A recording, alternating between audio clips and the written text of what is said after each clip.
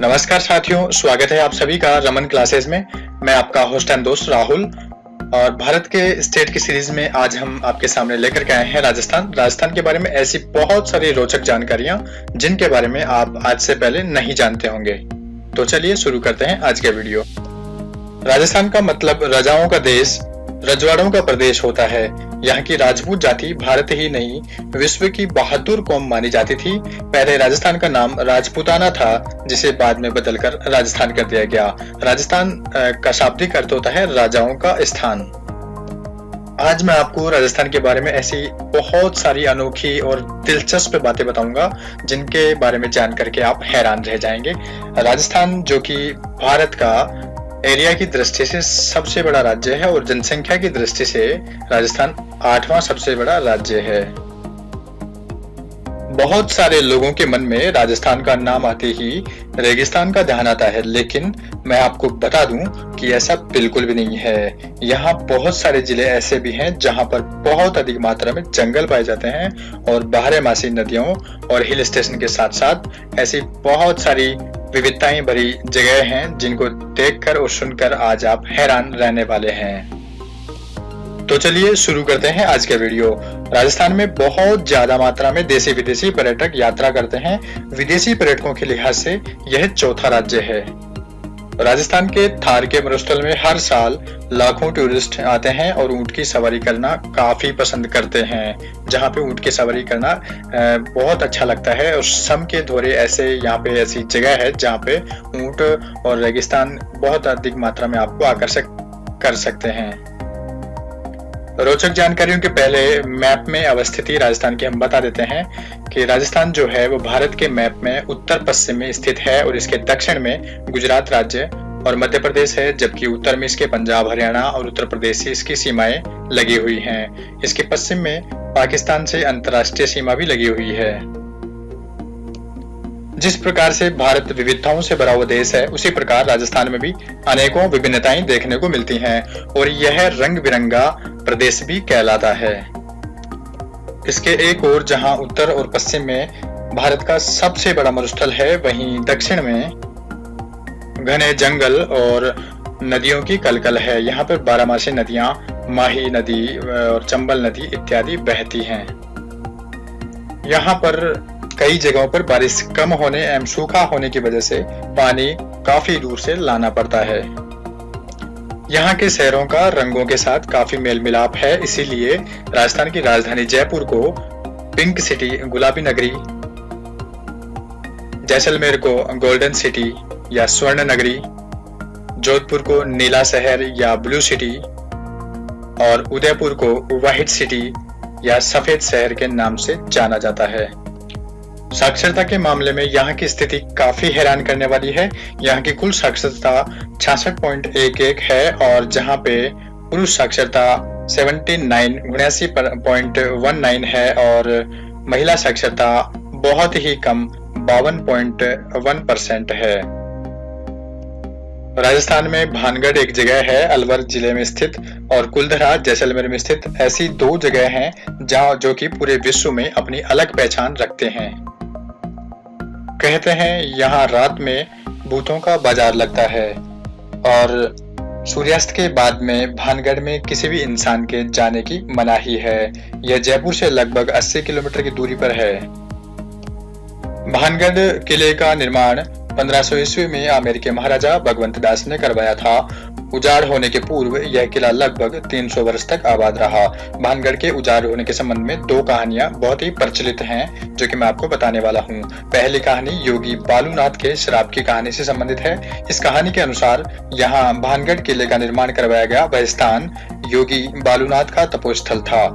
उसने इस वचन के साथ में महाराजा भगवंत दास को भानगढ़ के किले के निर्माण की अनुमति दी थी कि किले की परछाई किसी भी कीमत पर उसके तपोस्थल पर नहीं पड़नी चाहिए। महाराजा भगवंत दास ने तो मान रख लिया, लेकिन उनके वंशज माधो सिंह इस वचन की अवहेलना करते हुए किले के ऊपरी मंजिलों का निर्माण करवाने लगे। ऊपरी मंजिलों के निर्माण के कारण योगी बालूनाथ के तपोस्थल पर भानगढ़ किले की परछाई पड़ गई और ऐसा होने पर हुआ यूं कि योगी बालूनाथ ने क्रोधित होकर श्राप दे दिया कि यह किला कभी आबाद नहीं होगा।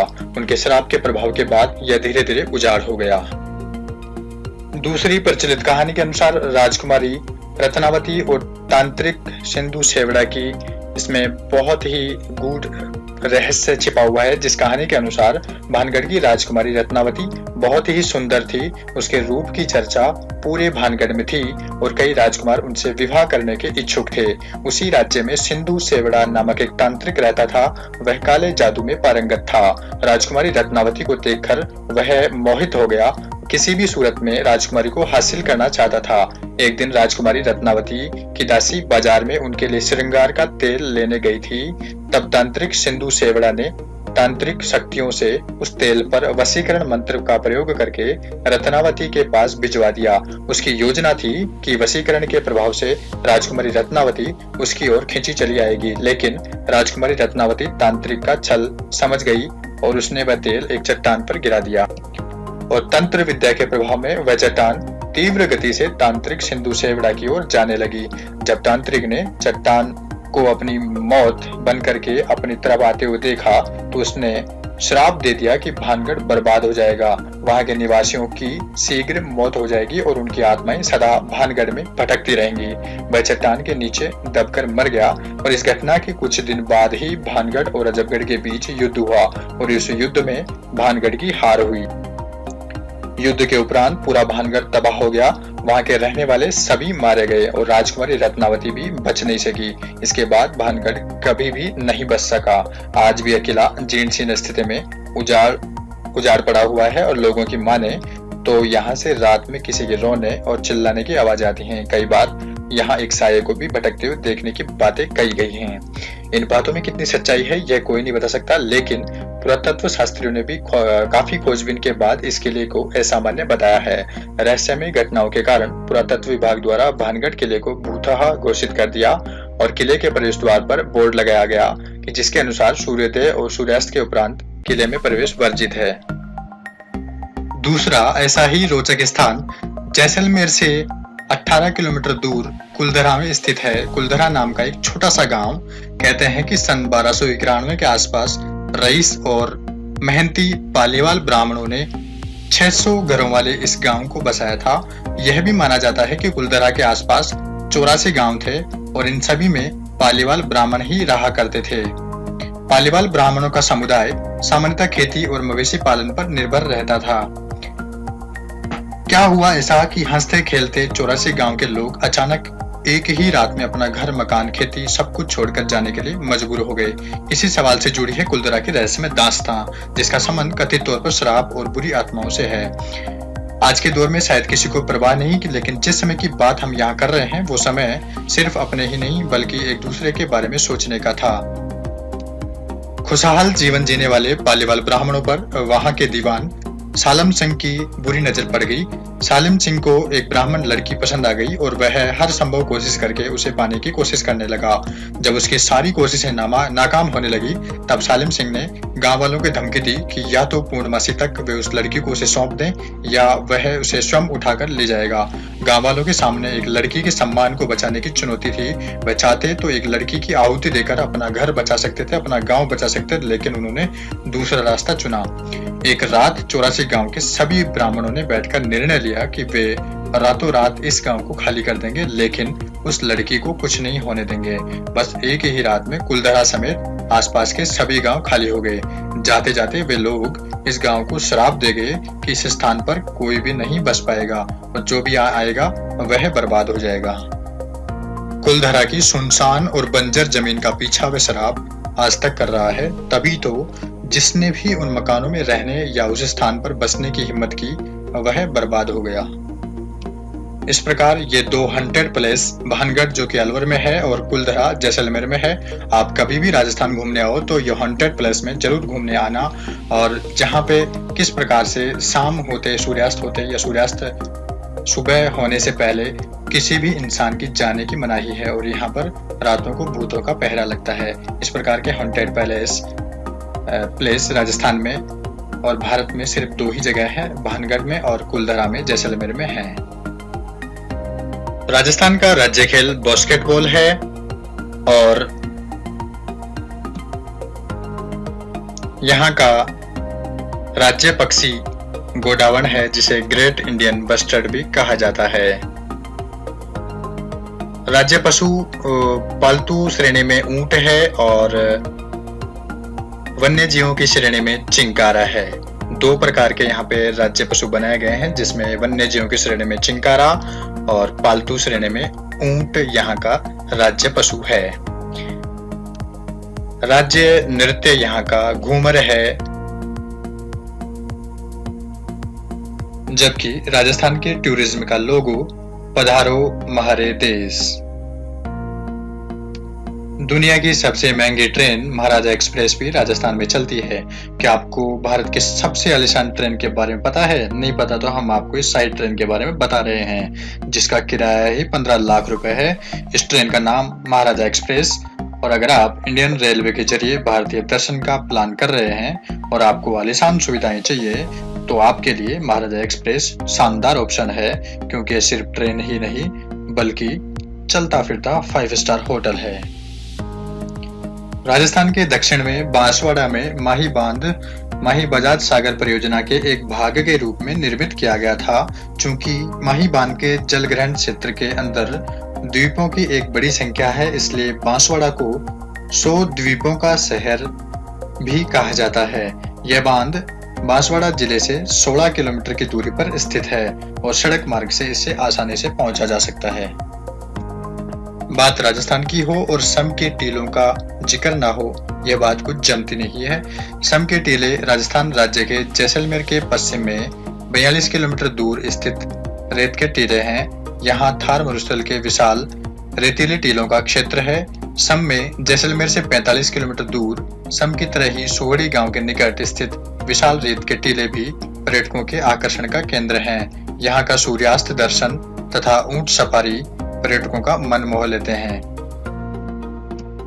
पर्यटन के क्षेत्र में किसी पहचान का मोहताज नहीं है जैसलमेर। जैसलमेर आने वाला प्रत्येक पर्यटक सम में फैले रेत के समंदर में घूमे बगैर वापस नहीं लौटता। सम में सोने के समान दमकते विशाल रेतीले धोरों में इतना आकर्षण है कि उनके जहन में ये हमेशा के लिए बस जाते हैं। जैसलमेर से 42 किलोमीटर दूर स्थित है सम गांव। इस गांव के चारों तरफ रेतीले धोरों का साम्राज्य स्थापित है। जैसलमेर से निकलते ही रेत का समंदर शुरू हो जाता है और सम तक पहुंचते पहुंचते और अधिक फैल जाता है। इन रेतीले धोरों की सबसे बड़ी खासियत यह है कि इन पर किसी प्रकार के पौधे नहीं उगते। गर्मी के दिनों में यहाँ चलने वाली तेज आंधियों में ये टीले अपना स्थान बदलते रहते हैं। गर्मी के दिनों में ये धोरे आग उगलने लगते हैं और शाम होते होते ही शीतलता प्रदान करना शुरू कर देते हैं। गर्मी में यह तापमान 50 डिग्री तो सर्दी में जमाव बिंदु से भी नीचे पहुंच जाता है। पर्यटकों के लिए यहाँ रात में ठहरने के लिए कई कैंप लग गए हैं। यहाँ लगे टेंट्स में लोग ठहरकर रेगिस्तान में रात मनाते हैं। विशेष रूप से चांद की रोशनी में ठंडी रेत पर बैठकर चमकते हुए रेगिस्तान को निहारने का अनुभव यहाँ जाकर ही महसूस किया जा सकता है। थार का रेगिस्तान करीब 2 लाख वर्ग किलोमीटर क्षेत्र में फैला हुआ है और रात्रि में यहाँ पर लोक नृत्य देखने का अपना अलग ही मजा है। यहाँ बीकानेर में विश्व प्रसिद्ध करणी माता का मंदिर है, जो चूहों वाली देवी के नाम से विख्यात है। यहाँ पर काले चूहे एवं सफेद चूहे पाए जाते हैं। सफेद चूहों को काबा कहा जाता है और मान्यता है कि सफेद चूहे जिसको दिख जाते हैं उनकी मन की मुरादें पूरी हो जाती हैं। और विशेष बात यह है कि चूहों के झूठन का जो प्रसाद होता है वही भक्तों में बांटा जाता है। यह पूरे विश्व भर में चूहे वाली देवी के नाम से विख्यात है। राजस्थान के चित्तौड़गढ़ जिले में विजय स्तंभ स्थित है, जो कि राजस्थान का राज्य चिन्ह भी है। और यह मालवा विजय की स्मृति में राणा कुंभा ने इसका निर्माण करवाया था। विजय स्तंभ के निर्माणकर्ता व सूत्रधार जैता और उसके पुत्र नापा, पोमा व पूंजा थे। यह 30 फीट चौड़ा और 122 फीट ऊंचा है तथा इसके निर्माण में 90 लाख रुपए खर्च हुए थे। यह स्तंभ 9 मंजिला है। 9वां मंजिल बिजली गिरने से टूट गई थी, जिसे राणा स्वरूप सिंह ने पुनः निर्मित करवाया था। इसे भारतीय मूर्ति कला का विश्व कोश भी कहा जाता है। राजस्थान के बड़े शहरों जयपुर, उदयपुर में आपको बड़े-बड़े मॉल भी देखने को मिल जाएंगे। यह हाइपर सिटी जयपुर का क्षेत्र है और इसी प्रकार से WTP और जोधपुर में सत्यम, इस प्रकार से बड़े-बड़े मॉल यहाँ पे हैं, स्थित हैं। तो इस प्रकार से राजस्थान का नाम दिमाग में आते ही आपको रेगिस्तान का नाम जहन में नहीं आना चाहिए। यहाँ पे सभी तमाम विभिन्नताएं आपको देखने को मिलती हैं जो कि भारत देश में देखने को हमें आमतौर पर मिल जाती हैं। चित्तौड़ जिले में ही सांवलिया सेठ का मंदिर भी है जो कि बहुत ही प्रसिद्ध है और दूर दूर से यहाँ पे दर्शन करने को दर्शनार्थी आते हैं। यह आमेर में स्थित कृष्ण जी के रास लीला का स्थल है जहाँ पर भी देखने के लिए लोग बाग घूमने के लिए बहुत दूर दूर से आते हैं। अनेकों विविधताओं और रंग बिरंगे स्थलों से भरा हुआ यह प्रदेश बहुत ही रोमांचक और आकर्षक है और इसमें यहाँ पर बहुत सारी विविधताएं देखने को मिल जाती हैं, जैसा कि आमतौर पर भारत देश में अनेकों विविधताएं देखने को मिलती हैं। राजस्थान की राजधानी जयपुर में हवा महल अपनी अलग पहचान रखता है और यह इसकी डिजाइन जो है मुकुट के समान है और अनेकों प्रकार के किले राजस्थान में हैं। जलदुर्ग, धानवंतदुर्ग, इस प्रकार के किले राजस्थान में देखने को मिल जाते हैं। चिड़ियाटूक की पहाड़ी, मेहरानगढ़ जोधपुर में स्थित जोधपुर का किला भी बहुत ही दर्शनीय स्थल है जिसकी तस्वीर मैं आपको दिखा देता हूँ। यह मेहरानगढ़ का किला जोधपुर में स्थित है। इसी प्रकार सोनार का किला जो कि जैसलमेर में स्थित है और पीले पत्थरों से बना हुआ है जो कि सूर्य की रोशनी में सोने सा चमकता है, इसलिए इसे सोनार का किला कहते हैं। राजस्थान बहुत ही विविधताओं से भरा हुआ एक राज्य है जो कि भारत देश का एक महत्वपूर्ण स्टेट है, बहुत ही महत्वपूर्ण राज्य है जिसको इतिहास को और इसके ऐतिहासिक किलों को और इसके वीर साम्राज्य भूमि को 20-25 मिनट के वीडियो में समेटना बहुत ही मुश्किल कार्य है। यहाँ पे अनेकों वीर पुरुष हुए हैं जिनका उल्लेख इतिहास में मिलता है। महाराणा प्रताप, राणा सांगा, राणा कुंभा और ऐसे अनेकों वीर पुरुष यहाँ की धरती ने जन्म दिए हैं जो कि अपने इतिहास में अमिट छाप रखते हैं। यहाँ की संस्कृति बहुत ही आकर्षक और रोमांचक है। यहाँ पर कृषि प्रधान लोग हैं जो कि कृषि पर ज्यादातर आधारित हैं। यहाँ की मुख्य फसल बाजरा है। यहाँ आदिवासियों का कुंभ स्थल बेणेश्वर धाम में लगता है जिसको आदिवासियों का कुंभ भी कहा जाता है। यहाँ पर 3 नदियों सोम, माही, जाखम का संगम स्थल है जो कि बेणेश्वर धाम में मिलता है और इसे आदिवासियों का कुंभ भी कहा जाता है। माघ पूर्णिमा को यहाँ प्रतिवर्ष आदिवासियों का मेला लगता है।